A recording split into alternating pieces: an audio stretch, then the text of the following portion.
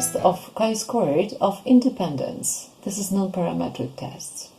This is for checking if two variables are independent. We don't have to know anything about the distributions of x and y. Both x and y could be continuous, but they might as well be on nominal or ordered scale. So, for example, those might be x could be meaning man, male, female. Y could be meaning likes chocolate, dislikes chocolate, or likes chocolate, does dislike chocolate so-so, or likes very much, and so on. So this is just an ordered scale. We need sufficiently large number of observations and should be greater than 100, and each block in the table considered should be at least 5. So H0 means x and y are independent, H1 means there is dependence between x and y.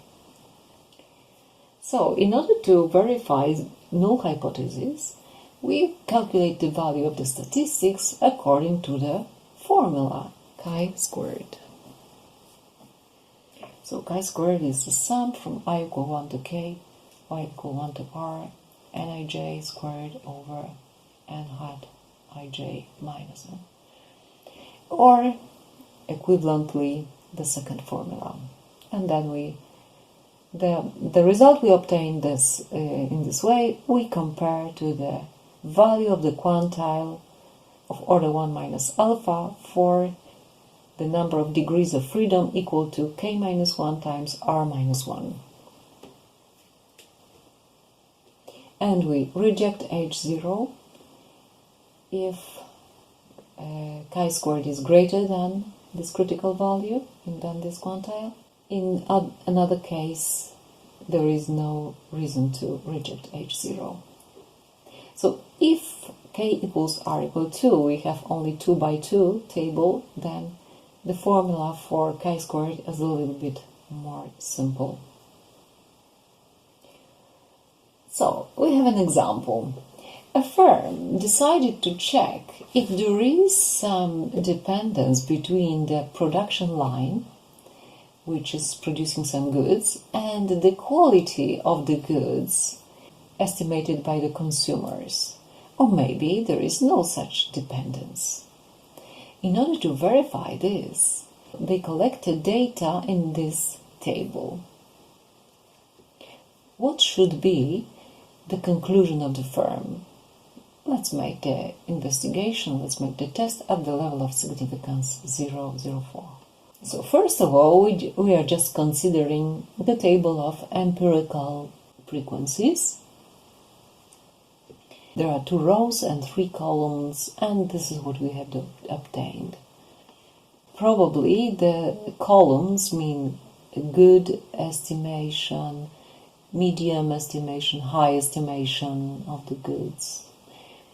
And the rows mean line 1 and line 2.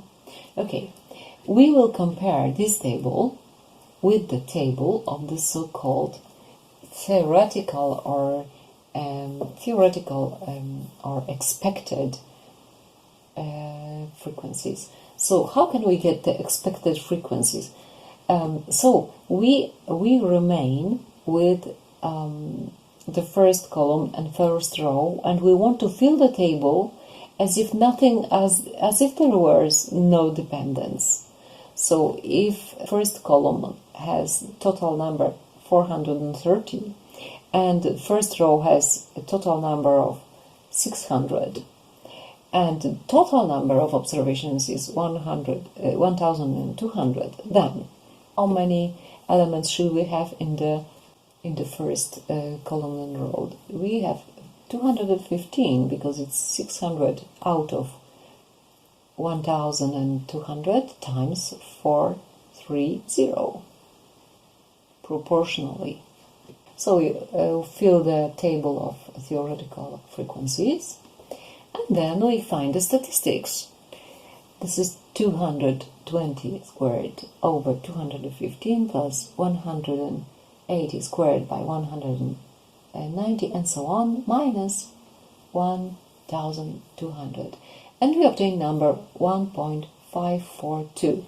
And number of degrees of freedoms is 3 minus 1, 3 columns minus 1, times 2 rows minus 1, and obtain 2 degrees of freedom. So we have statistics with 2 degrees of freedom. What is the critical value for this? We have to take the distribution table of chi-squared. We find 0,05 level of significance on the top and 2 degrees of freedom on the left. And at the crossing of the first and second, we find the critical values 599. Okay, if we compare with the value we have obtained much less. We have obtained much less because only 1.542. Therefore, at this level of significance, there is no reason to reject H0. So probably the two production lines do not differ.